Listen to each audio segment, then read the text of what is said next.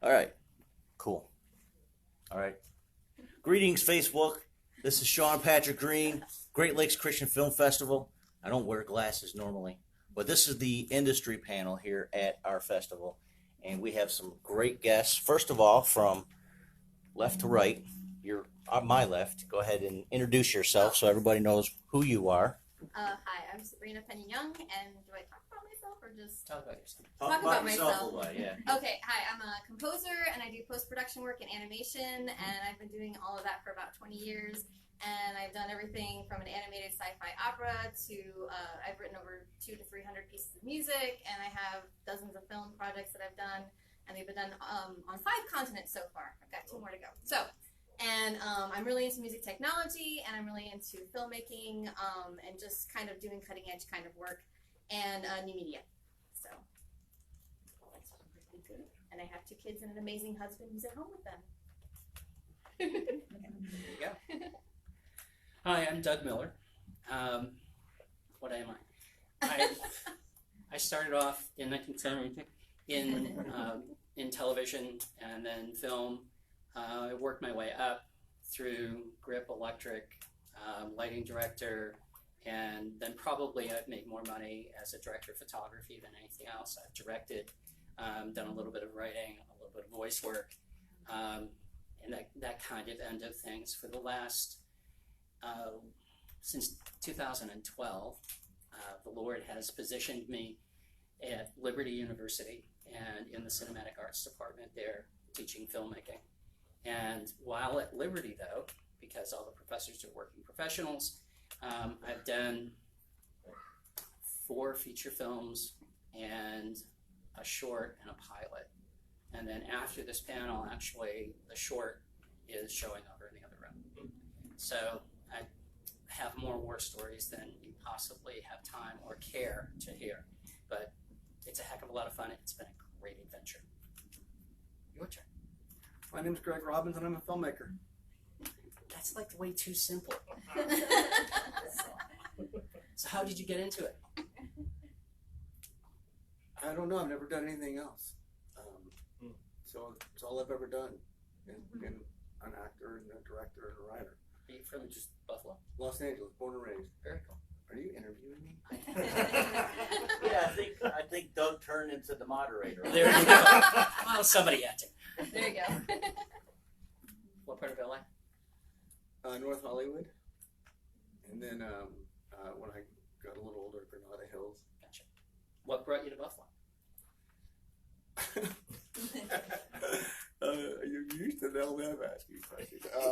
I did a bunch of kids. I did a faith-based sitcom, the first ever in the world, and it aired. And then I did a bunch of kid shows for TBN, and then a network that has a studio here wanted me to make some of my shows, and I pitched them to them, and they said yes. So I came here and did them. That lasted a year and a half, and when it ended, I just stayed.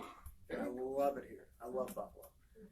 And the New York Texans Senate and all that. I'd rather hear your war stories because I don't want to hear mine. The problem is I know all mine.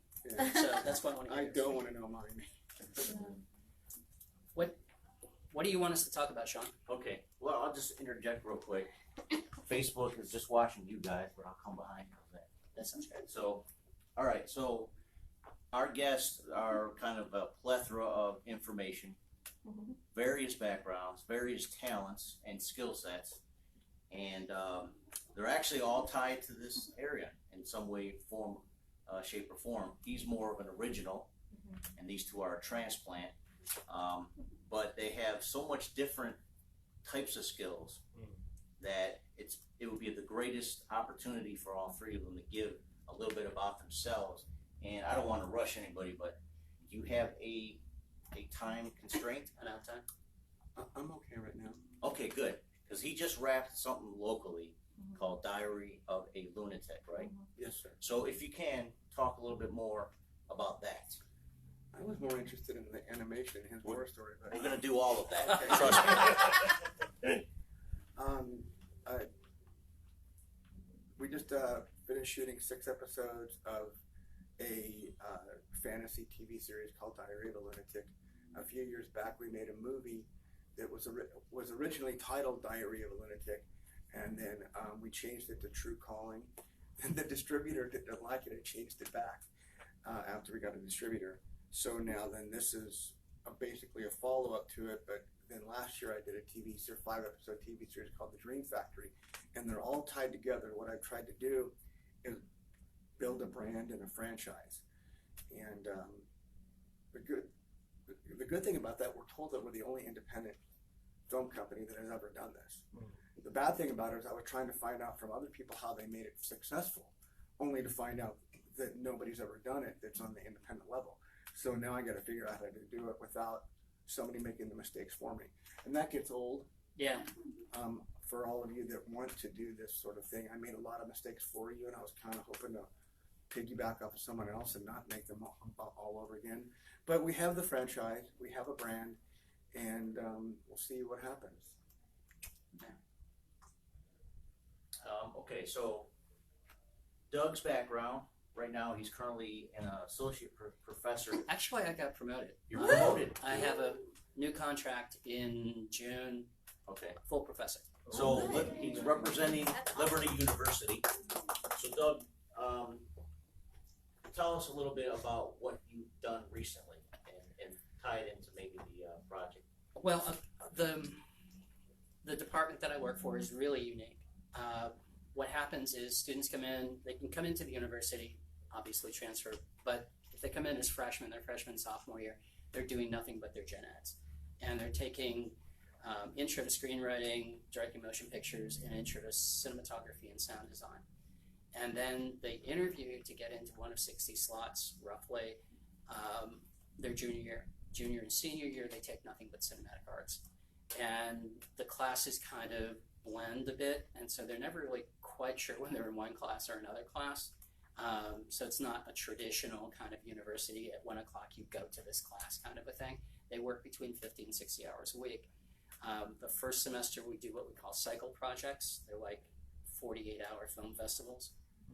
The first day of the cycle project, we take a film, let's say Seven Samurai, and we break it down for 6 hours. And we talk about it, we look at it, we work through it. They're in groups of 20 with one professor. There's 20 poor kids that have to put up with me for their entire junior year and senior year. And that first semester we break down a film, 6 to 8 hours, give them a writing prompt. They write a 2 to 3 page script. They're in a group of 5. They look at all each other's scripts. They pick one of those scripts. They go into pre-production. One of them's the producer, one's the director, one's the cinematographer, one's the mixer. And then the next day, after they do all the paperwork for pre-production, the next day they check out our equipment, which we have some amazing, God's blessed us, we've got some great equipment. Then they take that equipment, they can play with it at home at night. Then the next day they shoot. Then the day after that we do a post-mortem, and we talk about, okay, you were the director. How did the producer do? Did they give you the information you needed? How did, what did you learn? What did you do? We talk about that interpersonal. All of you know, if you've made films, there's about this much that's the skill of making the film, and then there's about this much that's managing people and working with people and building teams and getting actors to be comfortable and be able to do everything they're capable of doing. So that post-mortem is to help them do that. Then the 5th day, they edit, and all of them cut a version of the footage that their team put together. And then we look at the director's cut of that and kind of talk about how things worked. That's a 1-week cycle. We do 3 to 4 1-week cycles and a 5 weeks, or like a 2 to 3 week 5th cycle. And while they're doing that, they're taking cinema legal and writing a thesis film. That's the first semester. Second semester, we do a major production. That's where we've done the feature films. We had 2 that had Fathom event releases, so a limited theatrical release. We had 3. We had 2 other ones that had direct-to-DVD releases. There was a 3rd film that actually was here. Was it 2016, Sean, that Texas Rain was here? Yes, sir. So 2016 Texas Rain was at this festival, which is how I got to know about it. And that was not a through the department film, but one of the professors in the department produced and directed it, and I was the DP. And about 80% of the crew were students that we had from the program. We also did just recently, and we're in post on a pilot for a series that we're hoping to sell. And then the film that's showing here, one year we did a short and kind of mix things up a little bit. And so that's what's going to show this afternoon, is that short. Then their senior year, the fall semester, they do their thesis film. And no, they don't. I was going to say they take another business class, but they don't. They only take 3 business classes. And they write a feature film. That's what else they do, their fall semester. And then spring semester, senior year, they take persuasion and advanced post and advanced audio, which means basically they're finishing their thesis film, and they rewrite their feature film. And that's the 2 years that they're with us. So it's an intense, and so when someone says, what do you teach? Well, I teach filmmaking. That's the program that we're leading. Okay, so Sabrina, Yes. you have just recently, or was it, how long ago was the TED Talk? The TED Talk, I think I did it was 2014, I think? 2014, I think, okay, because the film was 2013 that I did it on. gotcha. So, yeah. So that's, within the last couple of years, you did a talk about a project that you were working on. Right. Plus, this year, there's another festival that Mm-hmm. will They're be going to show screening it. 2 of my films. Correct. So, So, but you're going to be having honor, there. So they beat That's me cool. to it. they So, beat. yeah. So I'm jealous. I'm just kidding. So talk a little bit about specifically the top 3 skill sets that you have, and then maybe your goal. Only 3?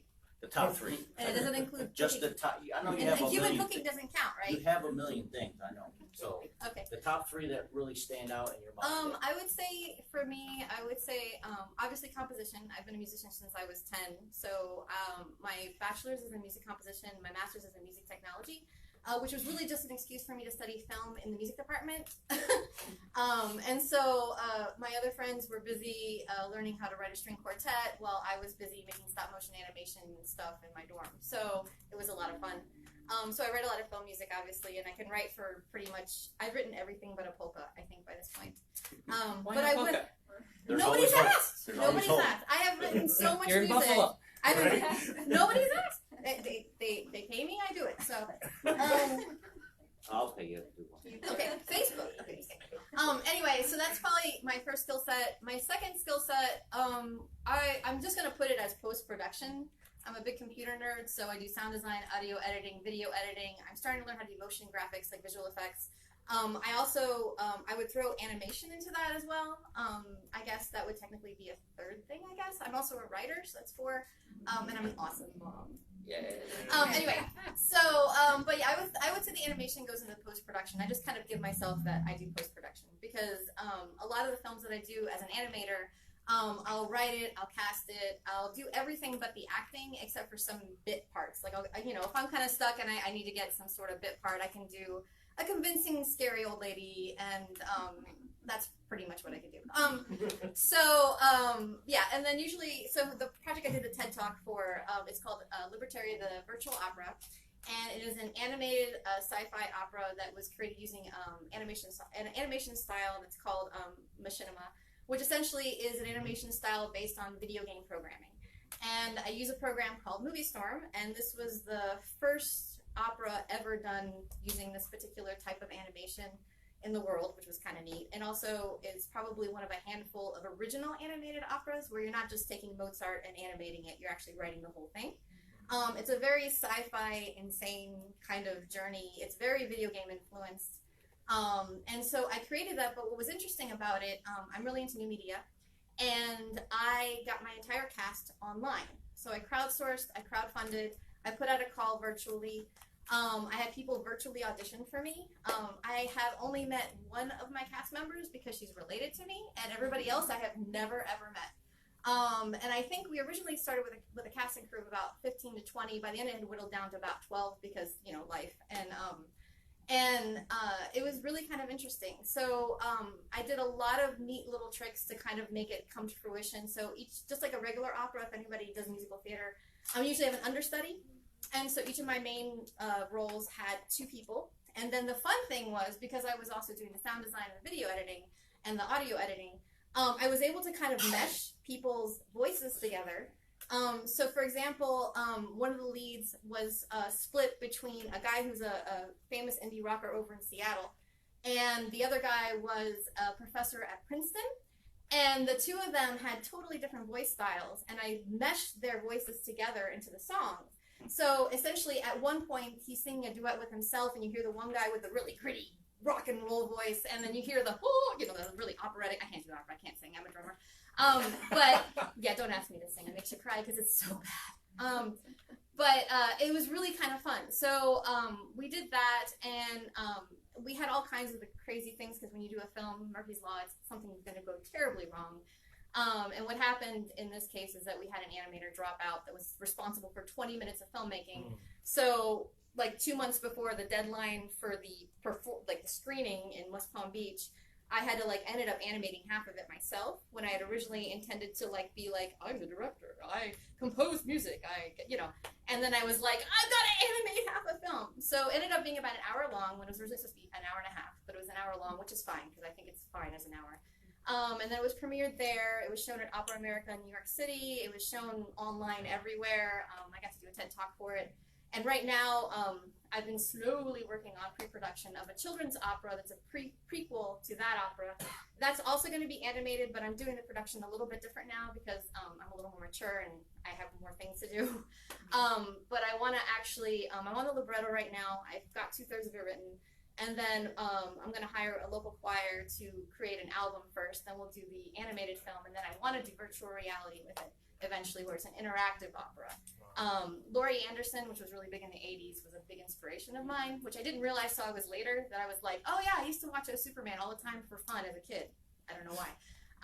And so she's kind of a big inspiration for me. And she did something called Puppet Motel, which was a CD-ROM interactive thing. If you're familiar with Puppet Motel, it's insane. But I like the interactivity of it, and I kind of feel that's where things are going with virtual reality, even with our smartphones, the new iPhones coming out with some virtual reality capabilities. And so I really would like to take the opera, and it's going to be shorter, it's going to be like a 20-minute thing, and kind of create some sort of virtual world where maybe you can interact with my characters, or interact with the world, or maybe interact with the music in some way. But that's probably going to be a 3-year project, and I'm still just finishing up the libretto. But that's kind of what I'm doing, plus a bunch of other stuff. And I have a 2-year-old and a 9-year-old. That's it? I'm just kidding. I have no idea. All right, so Greg, I want to get to you, because not only do you write, or you just basically direct, produce? Yeah, I write everything I direct. You write as well? Okay. So writer, director, producer, but you also are martial artist, instructor. Ooh. You also do stunts. I started as a stuntman. You started as a stuntman? Well, every time I've come to these festivals and spoke, I always ask one question. Why are you guys here to sit here? It's probably not to listen about our stuff. It's probably to find out how you can do your own thing. Yeah. Is anybody here a filmmaker or trying to be? Everybody in the room raised their hand practically. Yeah. What we've done isn't going to help you. Or what we haven't done isn't going to help you. Plain and simple. You want to know how you guys can do it, right? That's why you came here in 85-degree weather when you should be out having some fun in the sun. You came and sat in this room. This is more fun. So, so what you guys want to know, how can I create, produce, package, and sell a product? If you came here with a notion of, I want to change the world with my product, you don't want to hear what I have to say. But if you want to learn how to create, produce, package, and potentially distribute something, that should be your question. How do I do that? How do I find a niche? Go ahead, sir. I kind of come to this realization over the last couple of years that film and the creation of things like this is failing. And one of the things I would love to hear from you guys is some of the failures. Where did you guys miss it? That like, if I didn't do this, or if this hadn't happened, or if I hadn't acted in this way, I know how it would have, or from other experiences, how it would have ended up. Before you jump into it, No problem. One of the things, you're going to jump into it. One of the things that I believe is that filmmaking is a creative problem-solving event. Mhm. If you're not having problems, you're not making films. Yeah, that's true. And what Greg just said about you guys wanting to do what you want to do, you've got problems. That's natural.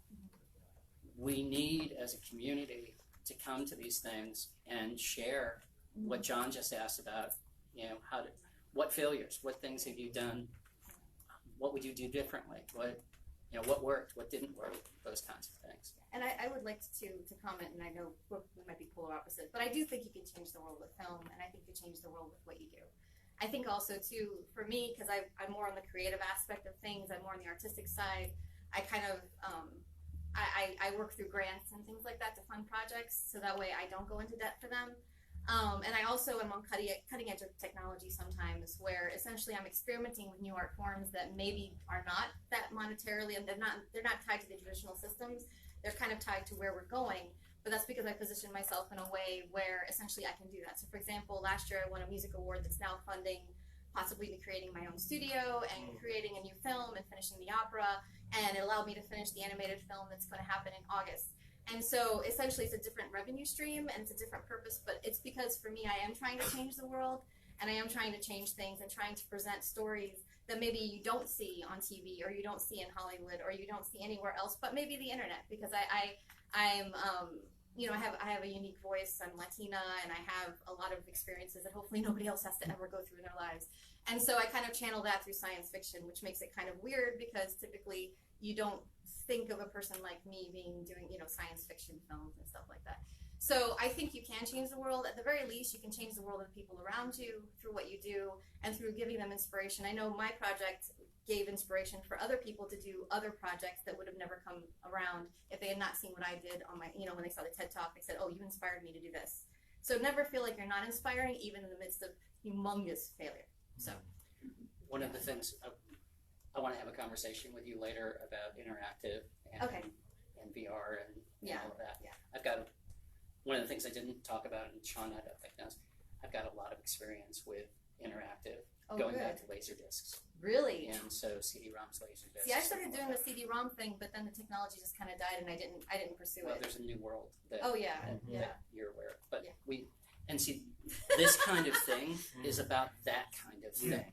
Yeah. What we do is networking. Yeah. And one of the failures that I had is not getting out to film festivals, not spending time with other Christians that are interested in doing this, and kind of sometimes falling into a snobby kind of thing. It's like, okay, I've done network television, I've done network stuff, and where the Christian filmmaking is way below me. That's wrong. And I was really wrong for that. And the way to get involved and the way to do it is look at someone's project and see what's good there and see where their passion is and help one another. And I help you up, you help me up, kind of a thing. And I didn't get into this soon enough because of the circles that I was traveling in and where I thought I was. And God was telling me to do things.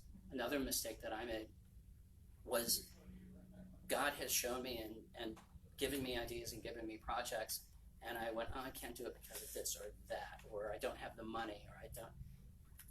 And I know, looking back, it was like he was saying, be obedient, just go out and do it, and I'll meet you there.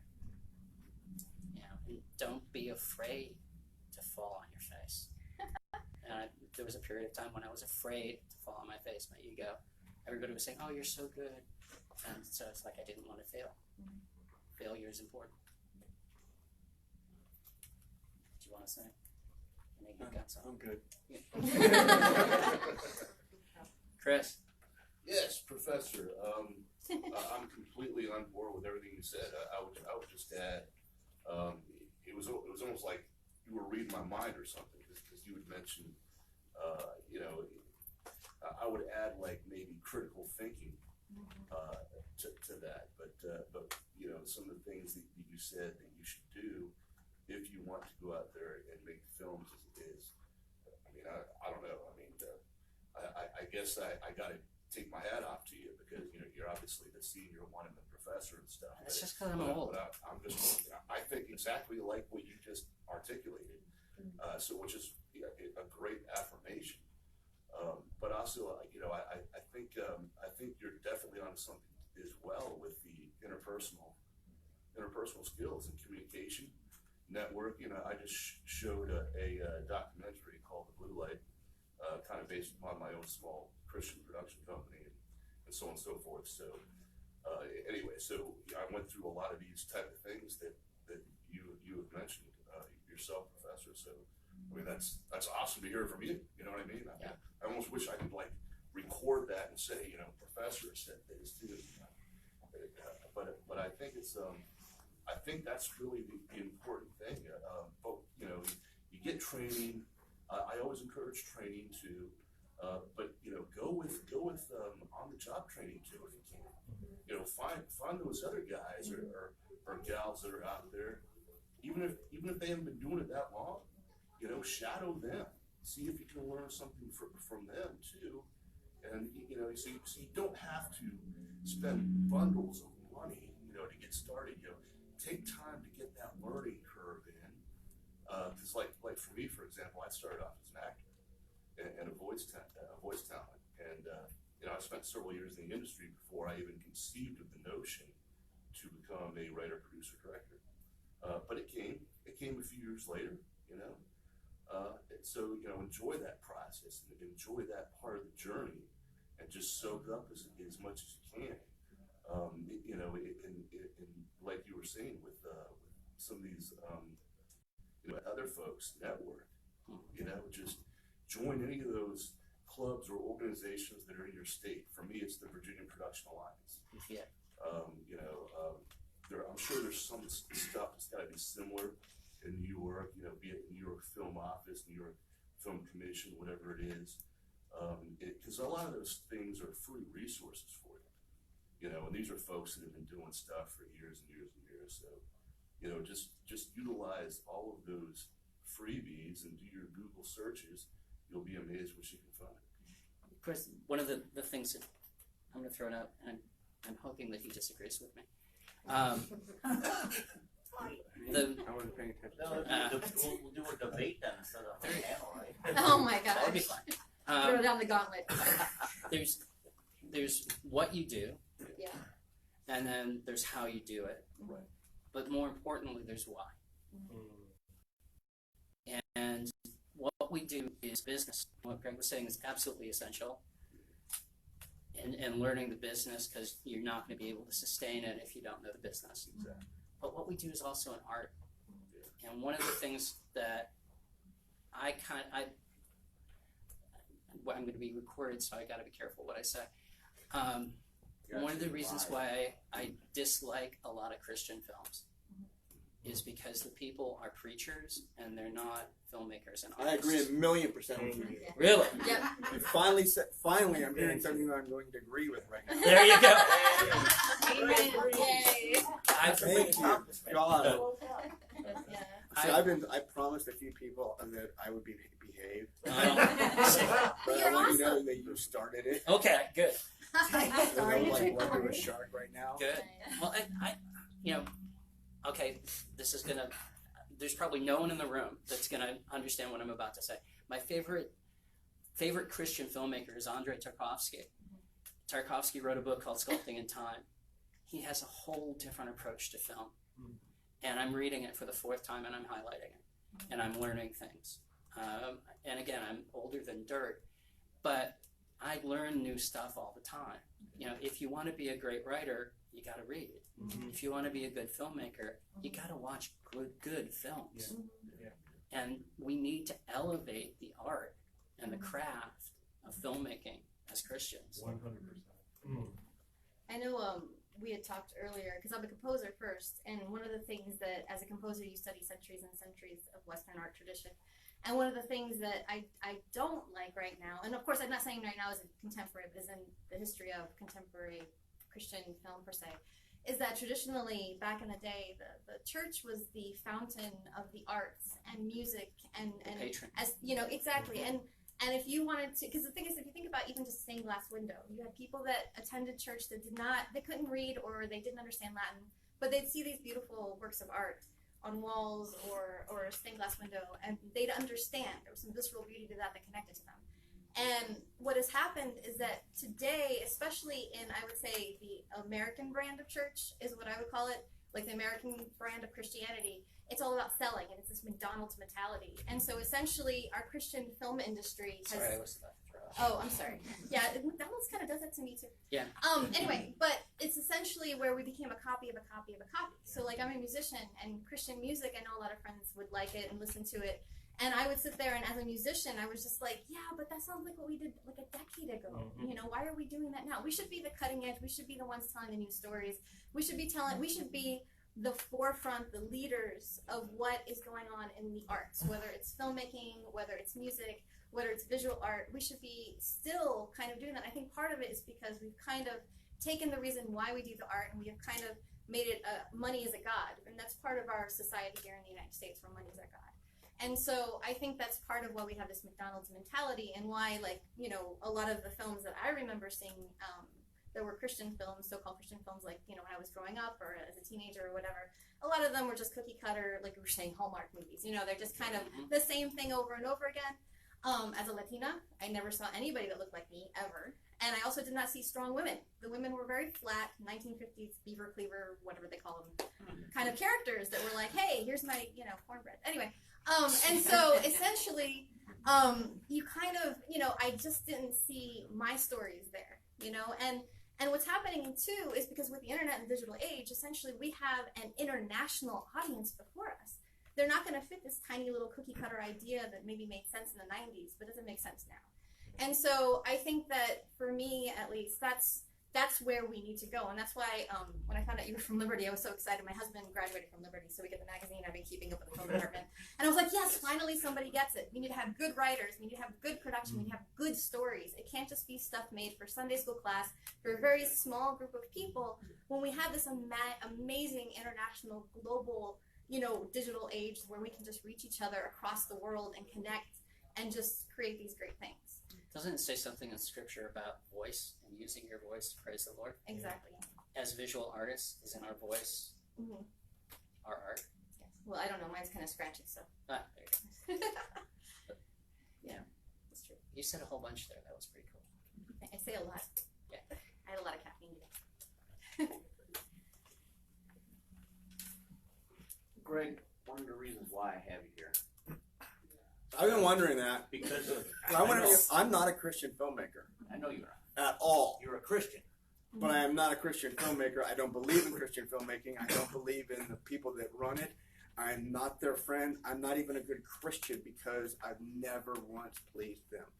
So I'm Is like, that the definition? every year Sean asks me to come here, and every year I say no. I don't belong there. You don't want me there. And this year, you and Isaac Hernandez tricked me, and then Isaac Hernandez didn't show up, which, in love, I'm going to have to hit him. I'm kidding. That was a joke. I told him that I was going to. So yeah, you guys, I'm the last person you want to hear from because I don't believe in any of this stuff.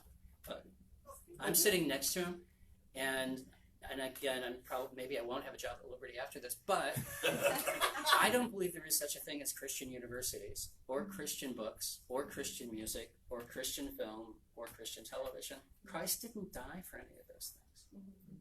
He died for us. And we are Christians, and Christians do all those things. And that's really important to keep it thinking that way, because don't put your salvation in a Christian movie. Yeah. And don't lose your salvation over a Christian movie. I'll even go a step further. I think that every dark side on the dark side is using Christian television and the networks to drive people away from Christ. Yeah, Yeah. for real. Yeah. 100%. And I don't want any part of it. So I'm on record. I am not a Christian filmmaker. No way do I have anything to do with them or want to do with them. And I don't make Christian films. I like to tell stories that enhance life. My grandfather said, as corny as it may sound, leave this world less planet better than you found it. Okay, it's corny, we've all heard it. But I try to do that with my work. But I've never once produced anything that I want to do. It's either been a calling or to feed my family.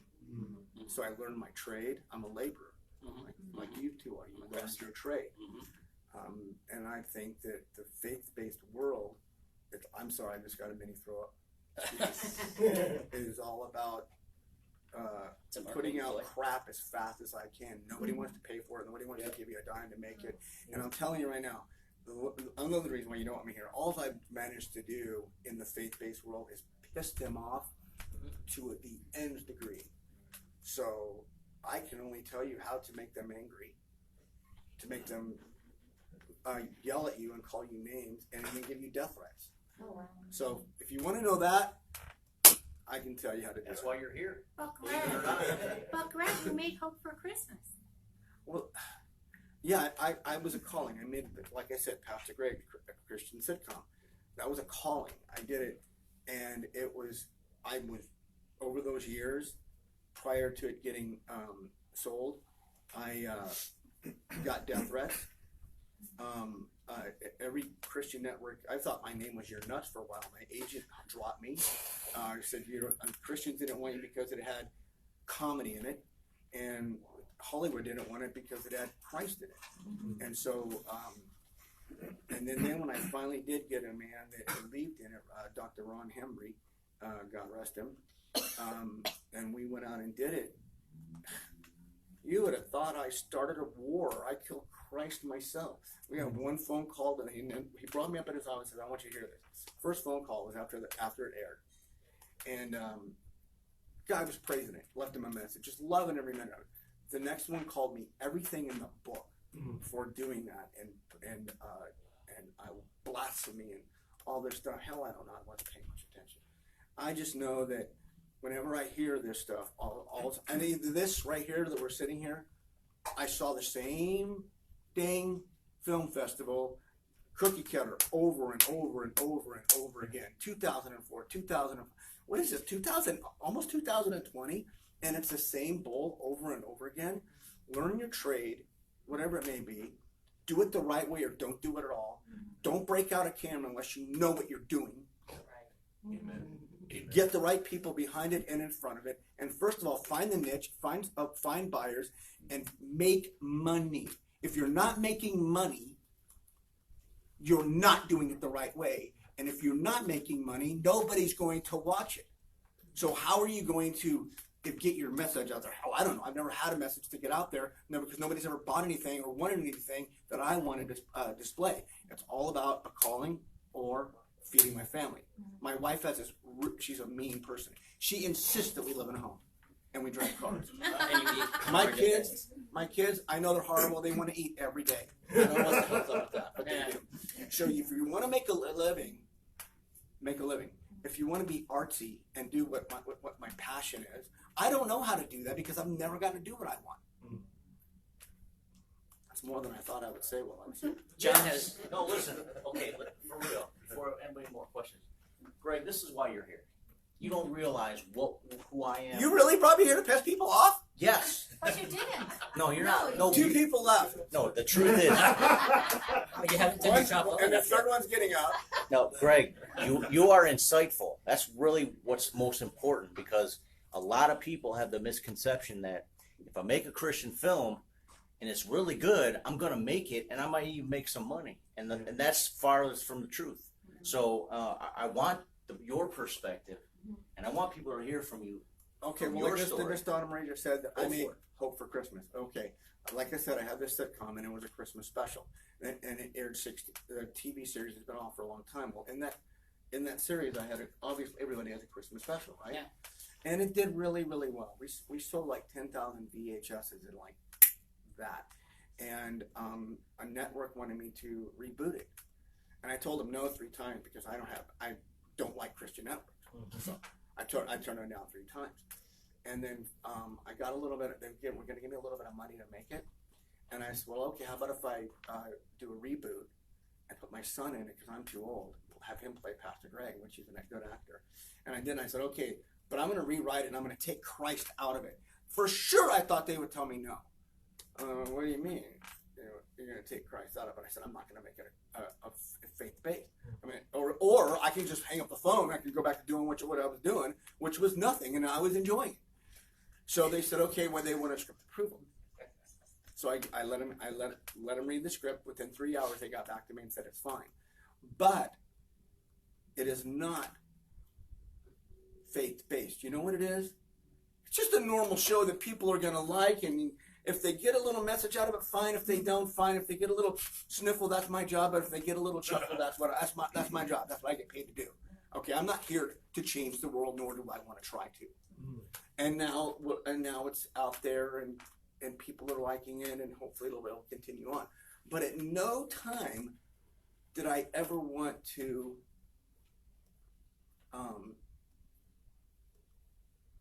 raise up Christ within it, because that's not my job. And number one, that's not my job. And number two, all I'm doing is open up that can and let those Christians come and destroy me. And death threat, call me every name of the book. So again, I'm not a good Christian, and I'm not good enough for them, so I don't try to be anymore. By putting the Christian label on things, people feel that they can use a yardstick and beat you with it. By keeping it off, it's amazing how many Christians will criticize the heck out of a Christian film, but go to see Fast and the Furious, whatever, yeah. Oh, Right? I think I'm going to watch that tonight. There you go. Is he Yeah. what? Hobbs and Shaw. Well, I think what you're saying is interesting because, like, I would never, like, a lot of my stuff, if you know my work, like, nobody would ever call it, like, faith-based per se or anything. But I think sometimes it depends because, like, I think sometimes I try to work within a system that's broken, and I think that's just because of who I am, and I think being a woman, that's just kind of your life. You just work within a system that's broken since you're born all the way till you die. But essentially, like, I would think that I have a few pieces, though, where I was trying to make it, like, to reach people. So I had, because I'm a classical composer as well, so I wrote an oratorio, a creation oratorio. So it had the biblical story of creation, it had animation, it had electronics, and an African drumming ensemble, because why make it easy? And so the imagery was kind of sci-fi and crazy, and during the whole writing process, I actually got pregnant with my daughter, so it suddenly became about creation and procreation and the beauty of birth and all this humongously deep, deep thing. But it also, the text was strictly biblical, it was in 3 languages, Spanish, English, Swahili, and it was, and what I loved about the piece, it's probably the best piece I've ever written, and it was written a long time ago. It was played and performed in a beautiful church, standing room only, hundreds of people there, people that would have never heard those words, and it was standing ovation. It was just a phenomenal experience, and it kind of showed me that if you make something good, they will come. You know, it's kind of, I'm probably the idealist on the panel, but I think that for me, it is kind of trying to make something good. And I make lots of bad stuff, like lots of bad stuff. Everybody does. You have to, so you can learn things. So I have lots of bad stuff out there. So if you Google my name, you see some really, like, I have this really awful film from, well, anyway. But anyway, so I'm just telling you, there's one with me with a popsicle monster stop motion animation, and it's bad. But anyway, but I feel like making it, like, overtly putting a Christian label on things. I have a few pieces where I was like, I want to praise God with this overtly. A lot of it was music, because you can write praise songs, you can write hymns, you can write, you know, when you're writing music, like right now I'm working on this animated opera that is the precursor to the other one, which was a sci-fi opera, and that one did start out kind of like a Christ-based center. The characters' names were based loosely on the biblical characters, but essentially the story took a life on its own, and now it's insane.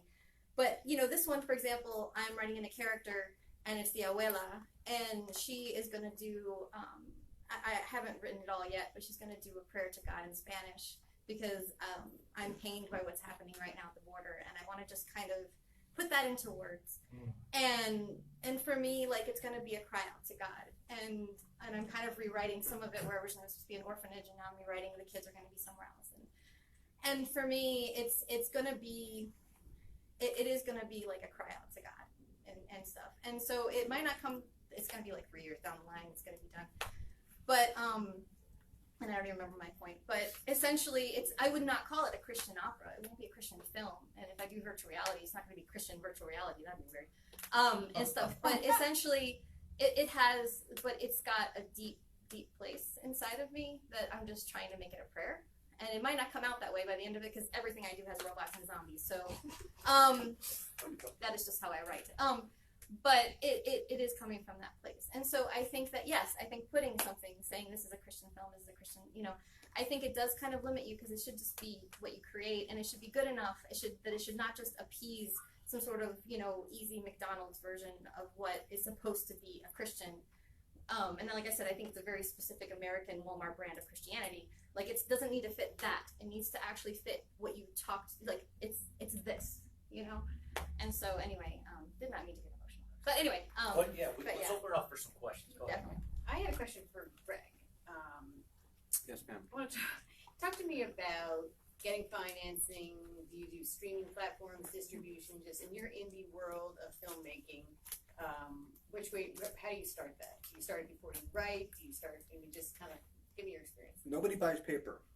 Remember that. Nobody buys paper. Unless you're a studio writer, nobody buys paper.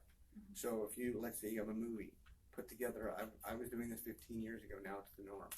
Put together a sizzle reel of it, or a movie trailer of some sort, put together. Get as much of what I call a war bag together as possible.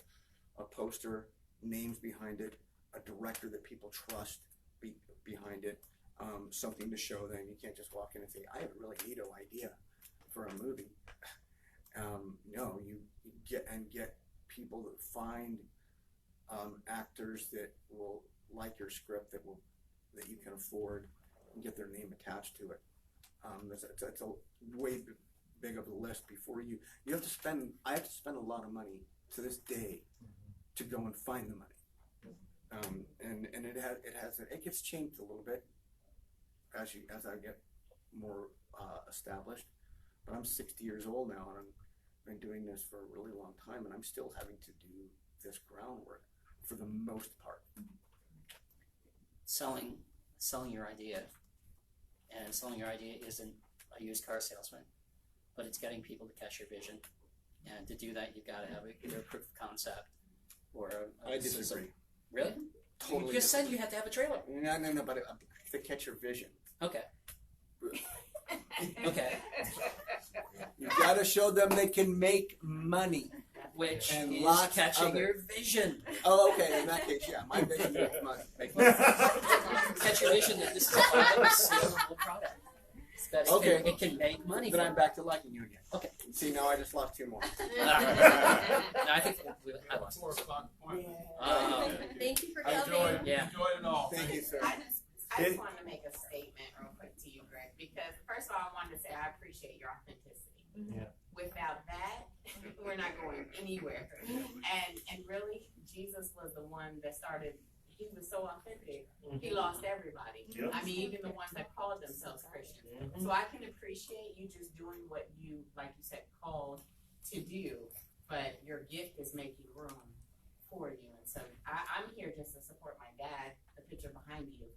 But I appreciate what you're saying, just being real and Thank you, ma'am. transparent. Because that's what people need to hear, whether they like it or not. Yeah. So, Getting back to he lost everything, but he gained eternity. yes, he did. Never lose sight. Not that my opinion matters, because I've got a 4 o'clock too, but I just want to say, if I had to just put my opinion out there, I would put it right smack in the middle of both of you right there. I'm just telling you, that's my stance for Christian film. Getting back to the Christian cookie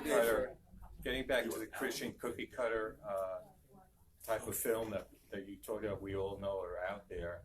Are they actually? Is there an audience for it though?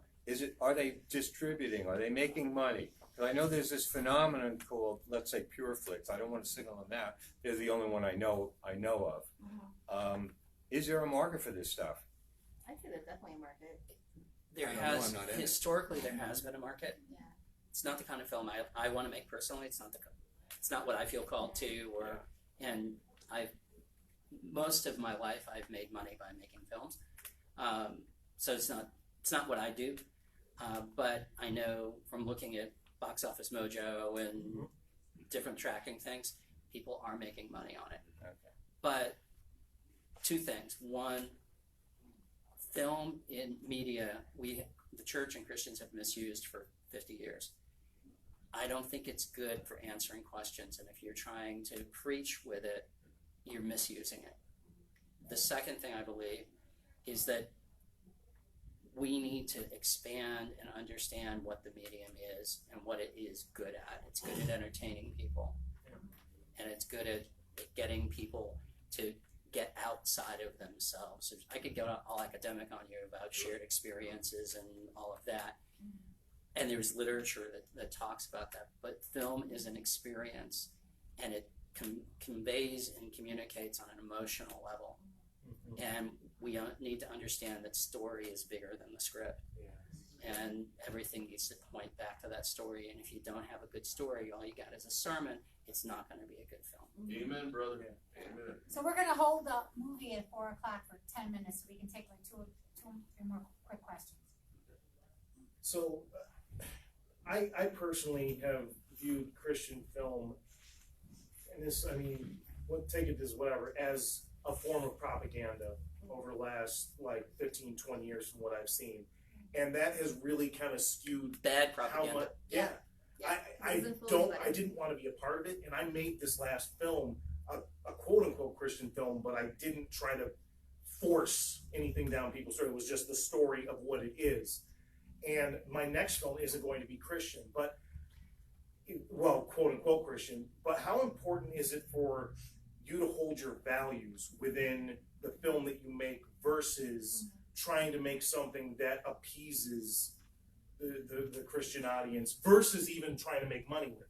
Can I want to jump into this because this is a hot button item for me. I think Scripture said, Christ said that it's not that which goes into a man's mouth that defiles him, but it's that which comes out because it proceeds from the heart. If you're an artist, even you, if you're an artist and you're doing a film, you can't, even if you do it totally mercenary, part of you is in it. And what's inside of you is going to come out in it. And if it doesn't, then the whole point that he's making, which I think is absolutely valid and wonderful, I'm on board with him totally, but you're not going to make money if you don't connect with people. You're not going to connect with people if you're not genuine and honest and putting something into this that is more than what they've already seen. And if you don't give them some Velcro to connect to. And so if you're in that process and you're honest and you don't have an agenda that you're trying to convince people of, you're going to produce something that's worthwhile, you're going to attract an audience, you're going to make money. It's going to work that way. That's the way traditionally our industry, and I'm not talking about Christian, I'm talking about filmmaking. Traditionally, that's how it succeeds, that's how it works. Shawshank Redemption, not a Christian film, didn't do well the first year it was released. But it has built an audience and a legend ever since then. But there's Velcro. You watch the film and it connects and it grabs you. I got a question. Great. Favorite top 3 films of all time? Most, and you've never heard of it probably, it's a foreign film, and it's a short. What's it called? Most? Okay. What's the? Which is that Czech or for it's the translation is British. And it's called Most, and it's a beautiful film about phenomenal. It's shown every Easter. It's been nominated for an Oscar. Yeah. And I watch it once a year just to realize how much I suck at this. Yeah, I play it for my classes every semester. I play it for my classes. Most? Yeah. Oh, really? Yeah. Oh, yeah. I thought you were messing with me. No. Really? Yeah. Yeah. That's my favorite film. It's everything else is we're just trying to be that good. Yeah. How short is it? 30 minutes, 20 minutes. It's 27 and it's not in English, and it doesn't have to be. No. What language is it in? I want to say it's French. French. Is it French or is it Czech? I think I thought it was Eastern Europe. I really don't know. Yeah. I've gone through 3 copies. I've worn out 2 of them. Wow. Everything. I mean, it's just the Searchers by John Ford and Apocalypse Now. Oh yeah, absolutely. Apocalypse Now. Classic film. I love it. My father played it 100 million times. He was a Vietnam vet, so. I don't think there's time, but I do agree with him on the heart side of it about what he was trying to tell you. But you've got to fill a niche from either the networks or studios or the buyers. And if you're not filling that niche, they don't want to talk to you. And if they don't want to talk to you, you're not going to make any money. You have to fill that niche. But first you have to find out what the niche is. And what you were saying, you have to have that word bag together. That word bag doesn't do you any good if nobody's wanting your niche. This stuff ain't easy, ladies and gentlemen. It ain't easy. Those folks, the gatekeepers, they're looking for a commodity. And the gatekeepers know is job security to them. I know this, I'm going to make it quick. Know is job security. If they say yes to your product and it gets made and they put money behind it and it doesn't do well, they've lost their job. If it does well, their boss is going to get the pat on the back. So why do they say yes? What motivation is it for them to say yes? They're scared to death all of the time. And they're looking for any excuse to say no. But right now it's a buyer's market. I mean, a seller's market for TV series. Because there's more airspace than there is time. So right now, I couldn't give away a movie. I wouldn't because I want the money. But you can't money. There's no money in movies right now. TV series because it's all about minutes. First one's out in how many minutes? Wait, a 90-minute movie. No, script. I don't want that. And when it's TV series, 114 minutes, same price, long term, more minutes to fill. Think about it. 24/7 they got to fill. And how many networks are out there? Well, Find that niche. streaming, you know, there's That's what I'm talking so many of about. those I don't even growing talk to within. networks anymore. Like Amazon Prime, Hulu, Crackle, Netflix. I don't even talk to them anymore. These are the ones that are going to potentially take your product. But right now, movie, deaf ear. That's why 2 years in a row, outside of Hope for Christmas, TV series. So, Because that's what Diary of a Lunatic and Dream Factory. Why? 5 episodes at 24 minutes times 5. It's longer than a movie. 24 minutes times 6 is longer than a movie. It's not about what I want. It's about what they're going to buy. And I can either do what they say or go do something else for a living. So do you have a writer's room for your TV, or is it all you? It's just me and I. We argue a lot. I have a partner named Maha Gime, and her and I, we write together. And we argue. We work by Skype because she's 6 hours ahead of me. So I'm writing at 6 in the morning with her, and then she goes and writes when I'm asleep, and vice versa. And then we argue more, and we do this on Skype and video it. Now there's a movie. Yeah. But that is a movie. Yeah. Don't you have to fill up 50 minutes rather than 24 minutes for comedies? I thought 24 was for comedies. Half hour. Half hour. We're doing half hour fantasy. Yeah, there's comedy in it. There's action in it. There's no foul language in it. There's no sex or no nudity in it. But there's a lot of fighting, a lot of comical action. But then also we'll take you into that moments of where it chokes you up a little bit. I like to take people on a ride, and I say that with only this amount of my own creativity. It's all about what the network wants. If they're allowing me to take them on a ride, then I do it. Basically, I'm just a trained CEO jumping through flying things. And if either you want to be that, or I hear Burger King's always hiring. That's it, folks. Unless you're somebody and I'm a nobody. My business card says a filmmaker you ain't never heard of. That's what it says on there. Because it's the truth. And you guys are going to be no different unless you get that. You can be that 1/10% that gets that break. 36 years later, I've never gotten it. So I can't tell you what that's like. I can only tell you what it's like to be a working filmmaker that wants to put a roof over his head. And not be a Christian filmmaker. Not a Christian filmmaker. There is no such thing. Real quick before you go, the music industry is the same, and there's been a lot of changes in the last 10 years. But I promoted Christian hip hop specifically, and that has morphed into a different direction now. Yeah. But a lot of people are trying to get the Christian rapper moniker off of their names. They don't want to be known as that because it keeps them in that box, so to speak. It doesn't allow them to be in the industry, so to speak. So Lecrae is a big example. And I met all these guys way before they even did anything. And it's the same concept, and I see exactly the same thing going on with film. And I'm going to tell you, I was inspired by a lot of films that are out and making big money in the marketplace. But sometimes I cringe watching how they try to do the interjecting of, you're going to get saved on the street while you're dying after you get hit by a car.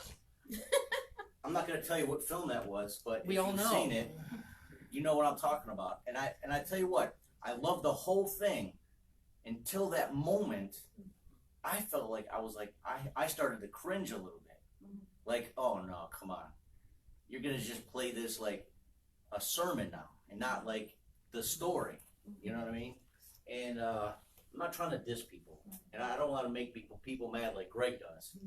But you know, there are so many different elements of how to act in a certain type of way that's believable, and not like a mini sermon in the middle of a film.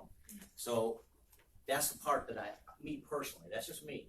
And I'm a film critic. I can't say that I'm accomplished filmmaker. I do acting sometimes, but I just come from a consumer's perspective on that. That's as a valuable. Christian. Very valuable. It's incredibly So, valuable.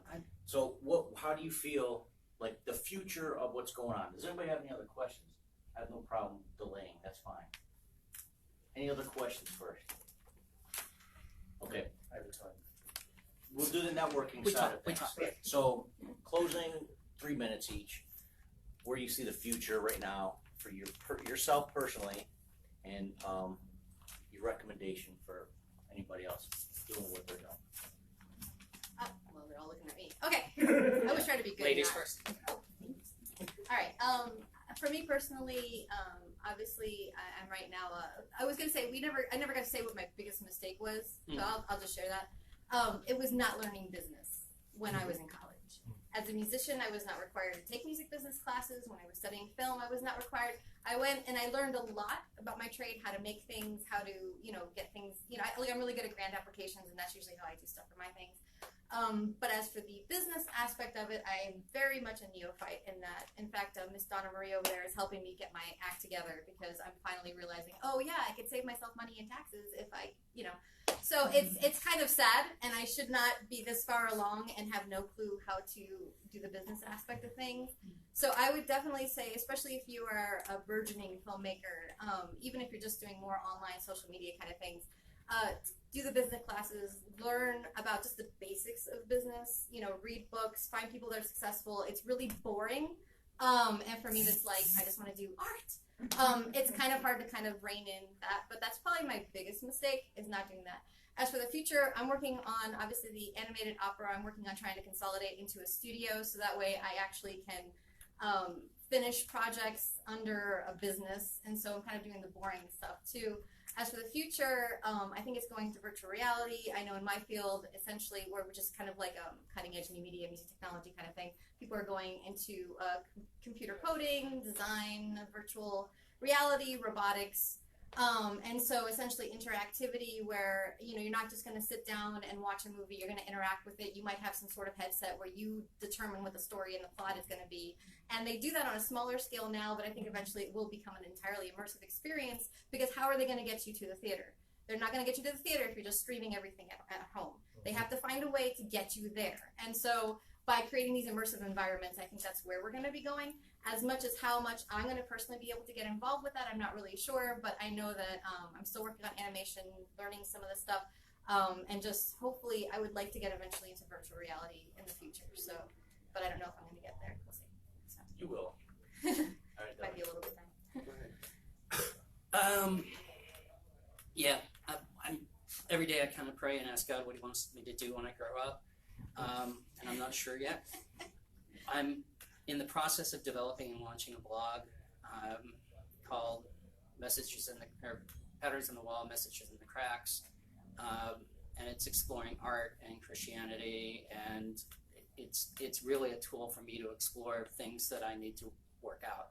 I'm writing it not because I want an audience, I'm writing it because I have to, and I actually have luxury because I get paid to do something else. I've got a couple other projects that I'm working on, and I'm kind of working my way through. Again, trying to find an audience and working out on some things because I have that luxury.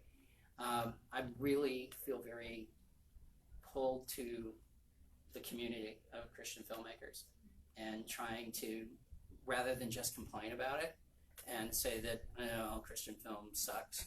And again, I'm using Christian film the way I say you shouldn't use that word. what can I do to be a positive part of that and change it and move it forward? One of the things that I'm going to steal his thunder just for a second, or maybe add gasoline to this fire. We are all self-employed. We are all entrepreneurs. And you gotta look at yourself that way. If you want to be rich and famous, don't go into film, sell insurance. And if you, I have to make film because I have to, because that's the way I'm wired. I started writing poetry in high school and college. I still write poetry. No one ever reads it because I don't let them. But I write it because I have to. That's the way God wired me. I believe that God wires us in certain ways, and we have to do things because we have to do them. But that doesn't mean don't do it excellently. One of the things that she said, I think we need to develop a Christian film theory. There's Marxist film theory, there's feminist film theory. I think we need to develop Christian film theory. And I think the lenses we need to develop are transformation, transcendence, redemption, and devotion. And we need to look at other people's films. Shawshank Redemption. The most Christian film I've ever watched, Les Miserables, Billy August, Liam Neeson, Jeffrey Rush. We need to think deeper, and we need to think deeper about our lives with Christ. I'm done.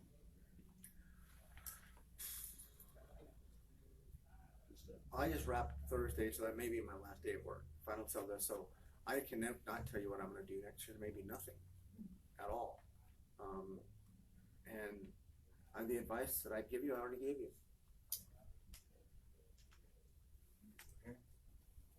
Thank you guys so much. I really appreciate it. I'd like to stay in contact. So we're gonna have, there's a couple minutes here for you guys. If you want to network, I prefer you guys, pick their brains. If you got something specific you want to ask them, we're gonna show the next film in the other room. So, have fun. And Greg, thank you for finally coming. Every year I've invited them. So after 5 years, finally, it's the big number. Really? The number of grace. Because Isaac fooled me. Did he? Yeah, he was supposed to come. He said, I'm gonna be there with Chip Rossetti. Why don't you come and sit with us? I said, well, I don't want to do that, and then he doesn't come. And Chip I've been Rossetti, set up. and Chip Rossetti is casting a But I Chicago love this you. weekend. And I love you too, Don't Greg. I agree really with appreciate you. anything. And I was in his film, and you'll never see me in it because I had like a hoodie You on. think that's funny, don't you? You thought that was funny. I don't even think I even got a film credit for being a background actor. Yeah, you did. Did I? Yes, you did. Well, I didn't see the credit, so I'm gonna check it out. I'll give you a I DVD. was, Bye, the guy with everybody. the hood, one of the hood. So, anyways, for the Facebook Live edition, thank you guys for watching. I'm Sean Green, Executive Director of the Great Lakes Christian Film Festival. We had our industry panel, and we have a whole lot more tomorrow, especially. Donna Marie is going to be doing a little storytelling, script writing type of workshop. Plus, we have Bob Rush, who's going to be here, going to be talking about his, actually, it's going to be an interactive acting workshop. He's going to make you guys do some acting, so you got to be here for that. That one will be at 3. Donna's going to be here at 1, correct? 10 till 12 for Donna, sorry. See, I know to get the 2 hours. And then 1 till 3 for Bob Rush. And then we also have another gentleman, Phil E. Walker, going to talk about getting paid as a non-union actor. So he's coming from LA to do that. So really excited that he came out. He's got a short video and a little workshop. So keep it locked here. Come on down, man. We're waiting for you. Come to the Millennium Hotel, the Great Lakes Christian Film Festival. Thank you. All right. Woo! Here's all the people that were in there, too, by the way. Yay, you're all famous now. Facebook famous. Woo! Facebook famous. I appreciate you panelists too, thanks. Oh.